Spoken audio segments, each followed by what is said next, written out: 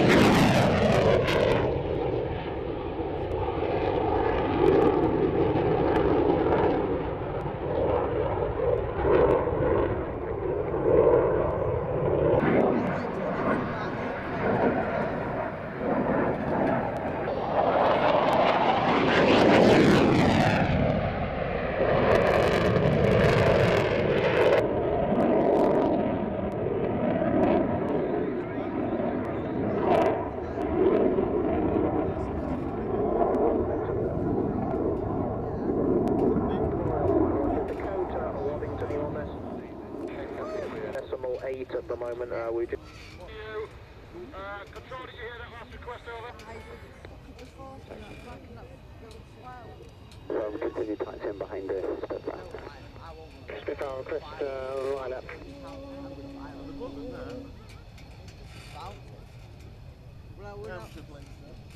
Continue taxiing.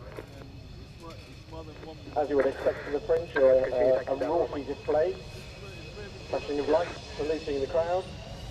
At end of interest, if you have a look, you can see the in-flight refueling probe that's just forward of the cockpit area. Technically, this is the last year that the Mirage 2000 will be on display. Thanks.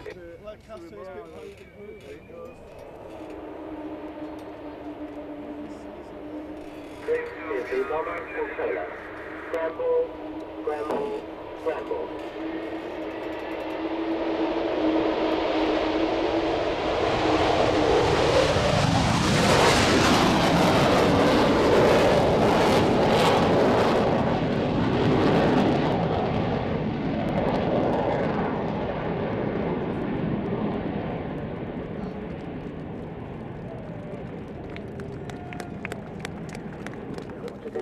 For your view of the Vulcan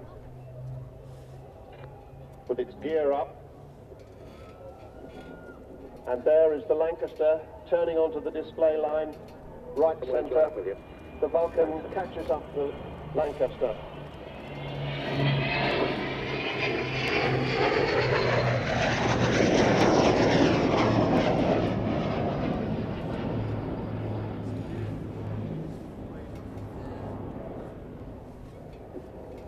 Catching up quite fast. Very good low-speed handling in the Vulcan. Dave Thomas in the left-hand seat. Martin Withers in the right. Here they come from half left.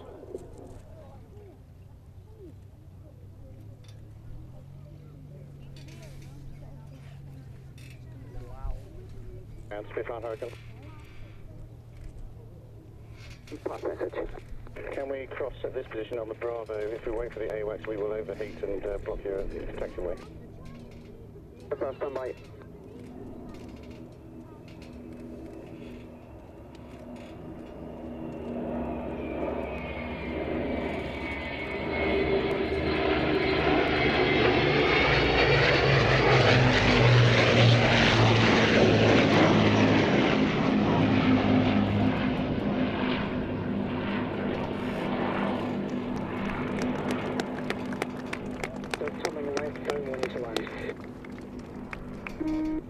Roger, Vulcan breaking line.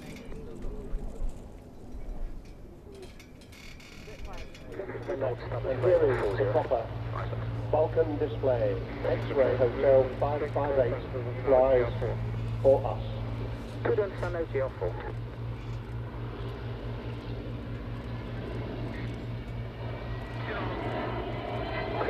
Traffic 12 o'clock at 6 miles northbound, 7 flight level 80 initially into Vulcan direction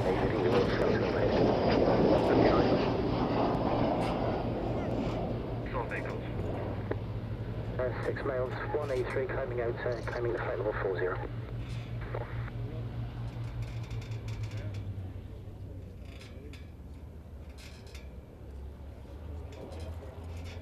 David Thomas waiting till he gets to the end of the display line and then pitching up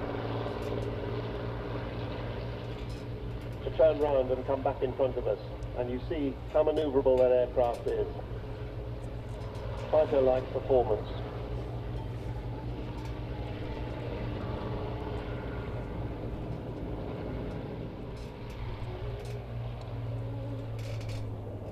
Sierra Waddington ground, if you can contact me on the discrete frequency 132.9 unless you've already been trying. I don't seem to be able to get any comms with you on the frequency. Level 2000.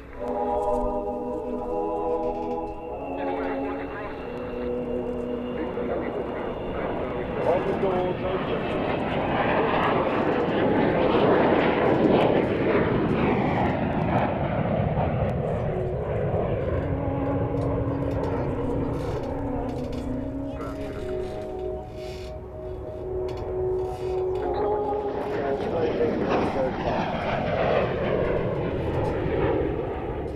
Ground view jet, Vulcan via jet, ground, say again.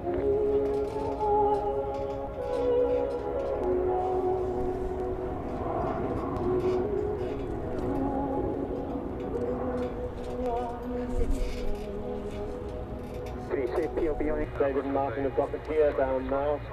She's coming by with the undercarriage down. So if you can point us in the direction of such a company or group, I know you'll be met with open arms. As you will, of course, if you continue to contribute the much-needed money that you've done so brilliantly so far.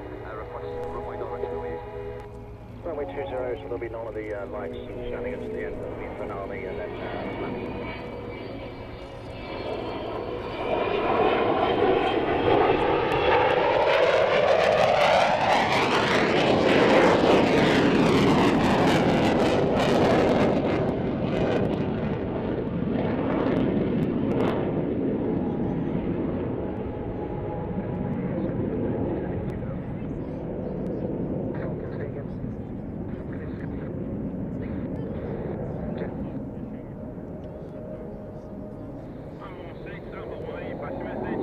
There she is. A day many people said would never happen. They said it couldn't be done. Minimum crew, and they don't need a navigator for a display.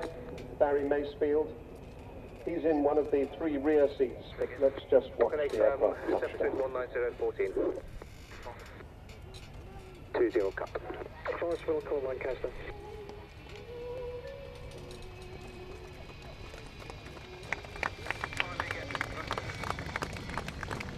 Lovely aerodynamic braking. And if I wasn't holding a microphone, I'd be clapping too. Those flights operating up to 500 feet, yep, the operations from north-western side of the airfield, starting up to west.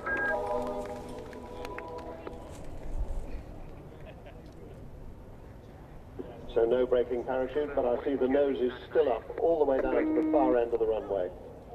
An absolutely lovely sight.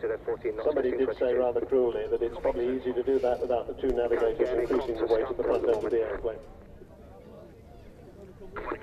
Confirm vacated.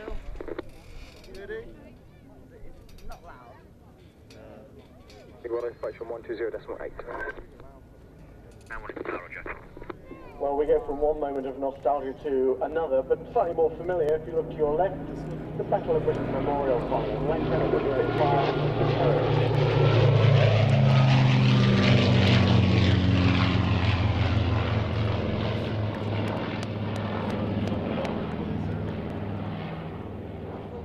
not quite the classic lines in that wing as it flies past, but certainly a major aviation milestone when the Hurricane came into service with the Royal Air Force. It was the first monoplane intercept the Royal Air Force had, capable of exceeding 300 miles an hour in level flight. First bring guns to bear on target. It was designed by Sidney Cam. That was back in 1934. Hurricane, of course, being a descendant of the Hart and the forerunner of more famous aircraft such as the, or other aircraft such as the Hunter and the Harrier. Didn't have quite the same glamour as the Spitfire, but it played a very important role in the Battle of Britain. In fact, the 2 aircraft working together was probably very important. The Hurricane basically went for the bombers, and the Spitfires, more manoeuvrable, they went for the counter escort. But at the end of the day, the statistics tell us that it was the Hurricane that destroyed 4/5 of the enemy aircraft during the battle. Of course, it was also partly because at the time there were more Hurricanes in service. But I say it was a fairly rugged aircraft. Its fuselage is covered with canvas, and therefore it could take a lot more battle damage and easier to repair. Had good ground handling qualities. The undercarriage is quite wide on the Hurricane again compared to the slightly more narrow-tracked undercarriage of the Hurricane. It was reckoned to be a more stable gun platform, better turning performance, but actually the 2 aircraft operating together actually finished up as being a very good balance between one capability and the other. It wasn't really developed the same way that the Spitfire was. It did, in the later stages of the war, develop into a test-busting role, and that role it was actually carrying 40mm. 17 Squadron actually in the thick of it. They operated from Stecken and Changmere.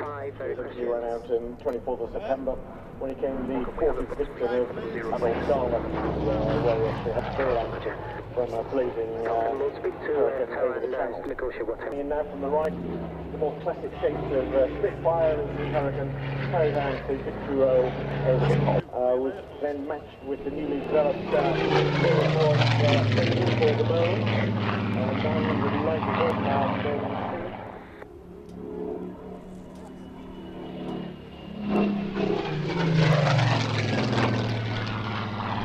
That took until August 1938 before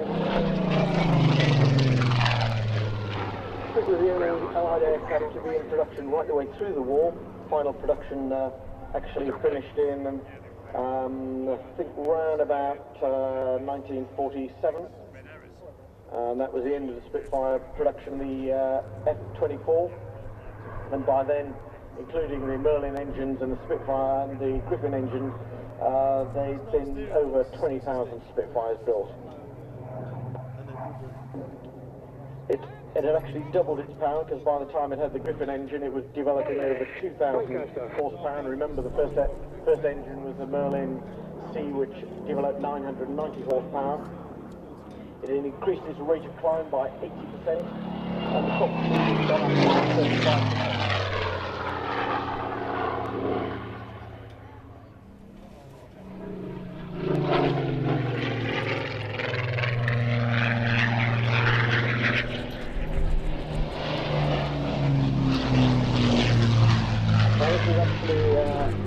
Initially a development from the Manchester. The Manchester was a twin-engine Merlins because it was needed for Mosquito and the Spitfires and the Hurricanes, and they actually tried putting in a Bristol Hercules 4-cylinder radial engine, and that was the Lancaster Mark II.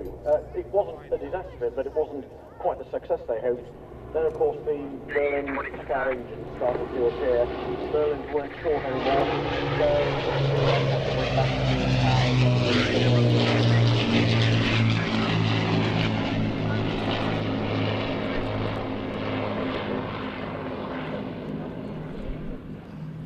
across all vehicles. But of course carried quite a massive bomb load in the sense that towards the end of the war there was a 22,000-pound barrel bomb called Grand Slam, which was developed by Barnes Wallace, the same man who developed the bouncing bomb used on the attacks on the dams in the Ruhr. 22,000 pounds was nearly twice the original concept of the bomb weight that Lancaster would be able to carry. Cross the runway before vacated. 7,377 Lancasters built, flight names 3,349 were lost in operation. That's 45% of the aircraft failed to return from operational missions.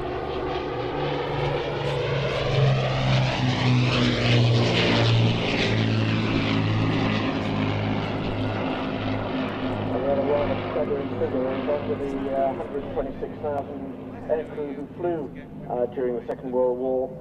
Nearly 60,000 of them, unfortunately, were equally tragically killed, or another 10,000 certainly finished up as prisoners of war. So 30, it flew with 100 Squadron and 91 Squadron, and that's why, if you've actually been looking at the aircraft, it's got different squadron recognition numbers on both sides of the fuselage.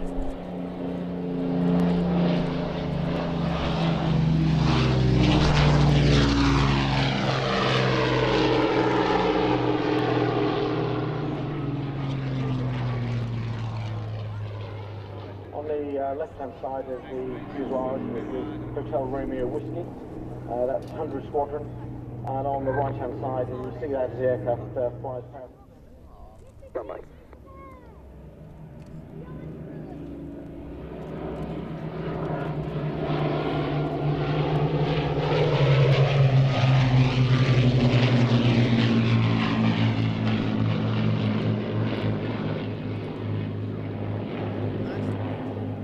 If it all goes according to plan, once we've got the done with Memorial Flight Fighters down on the ground, I'll put just putting the Spitfire down beautifully now, seeing the runway and a beautiful three-pointer.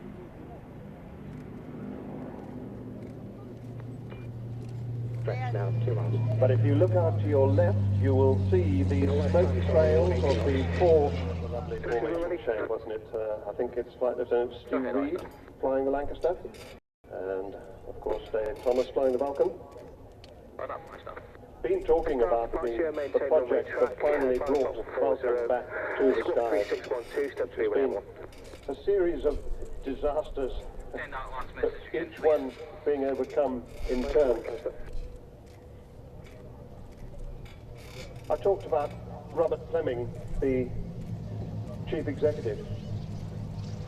I'm not sure he really thanked me for saying this, but you might know that Robert Fleming has been seriously ill. He's been in and out of hospital more than once recently, and he's still in a very uncomfortable neck brace.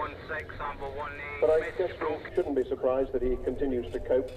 It's a measure, I think, of the courage of the man who's seen Vulcan through all her amazing decisions. It's probably not the right word. It is a well-known, it's supposed to be a realistic look at what the Air Force actually do. And I'll certainly not take Andy Palfy's thunder by talking about it. But you can see that various aircraft that are based here at Waddington are moving at the moment. There's a helicopter on the far side getting airborne. And I know that I now need to hand over to Andy because of the file letters. Waddington ground. Thank you very much. Patch it back.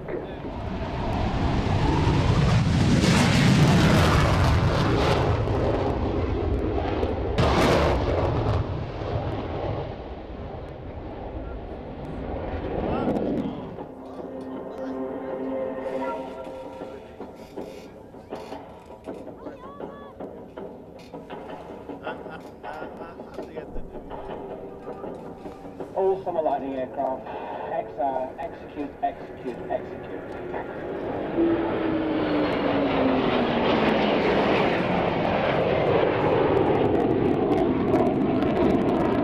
They are tasked with providing air defence for the mission.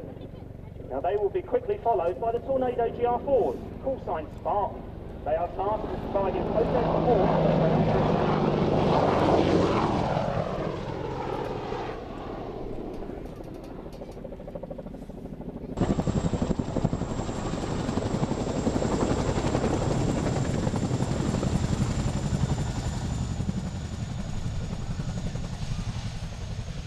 Scorpion arriving now, establishing cap. Spartan arriving now, assuming position. So as the canoe offloads its troops, look directly in front of you for the arrival of the Tornadoes.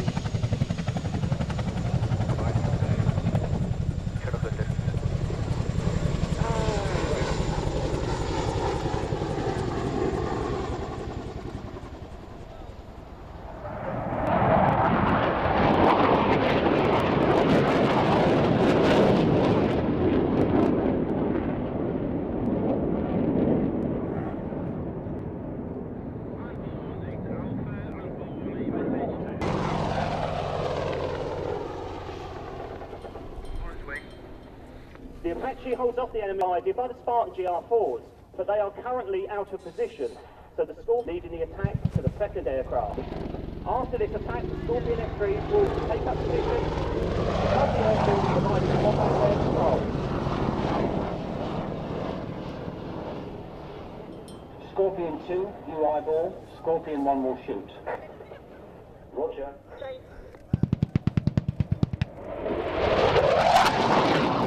Operations.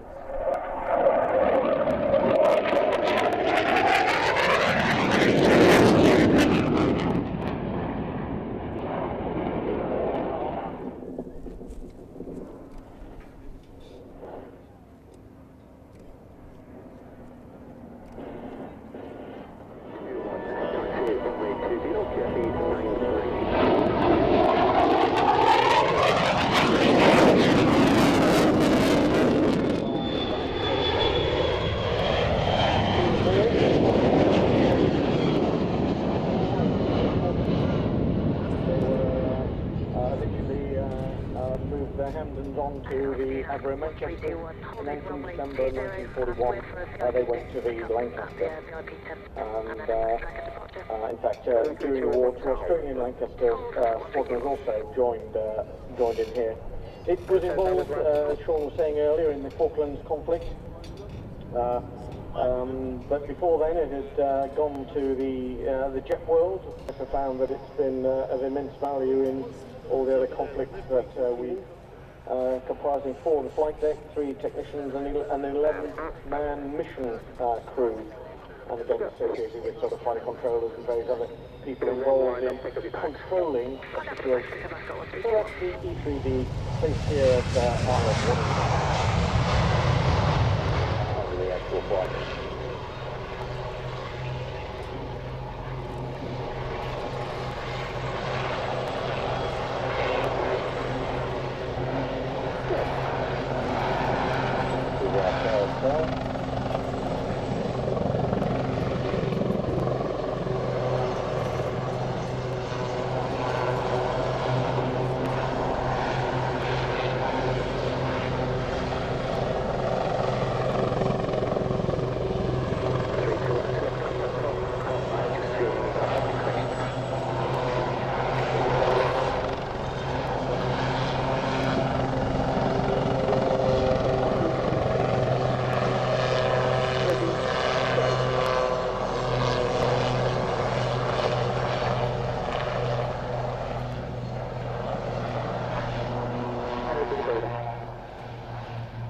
over right 20. Over the caravan.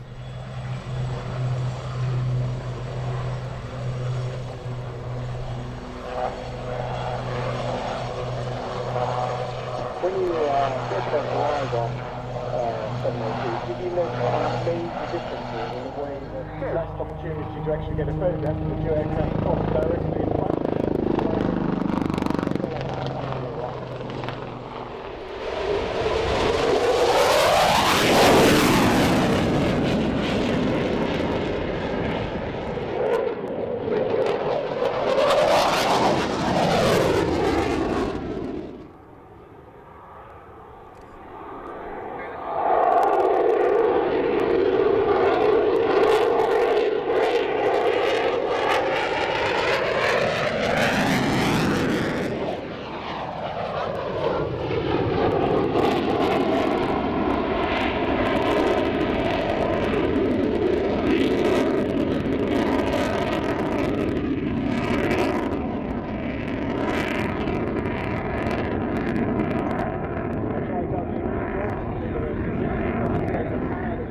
Has in the engines, obviously climbing almost vertically up there, as the aircraft just uses the power of the engines to just drive it vertically into the sky.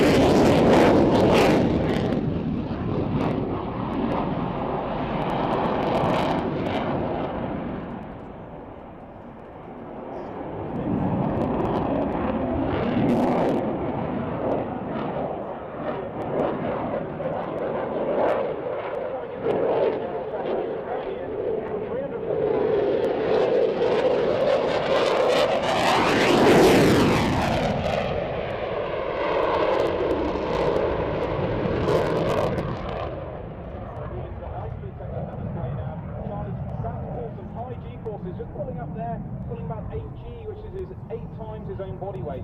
To give you some reference of what that feels like, that means Charlie's head will weigh about 6 per mile.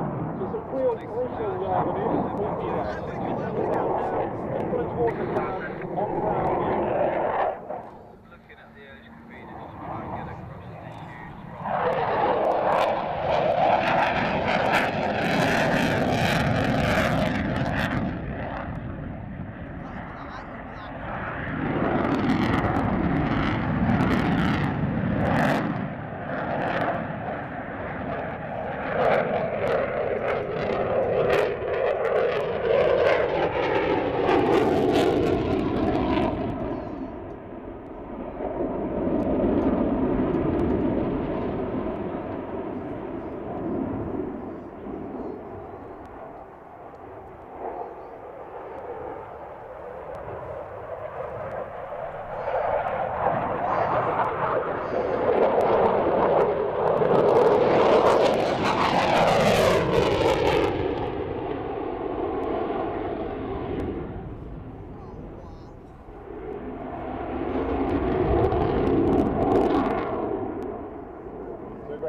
To see the manoeuvrability of the aircraft, the min radius turn that you've just seen there, the aircraft turning within a circle with the radius of not more than a couple of 100 meters.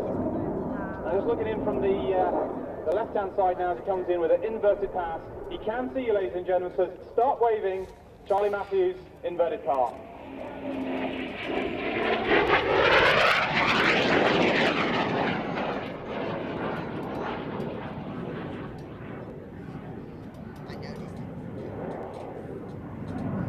Charlie's a qualified pilot instructor on number 29. By the Typhoon and how to use it in that operational role. Just coming towards you now for an on-crowd VV barrel roll, another great photo opportunity.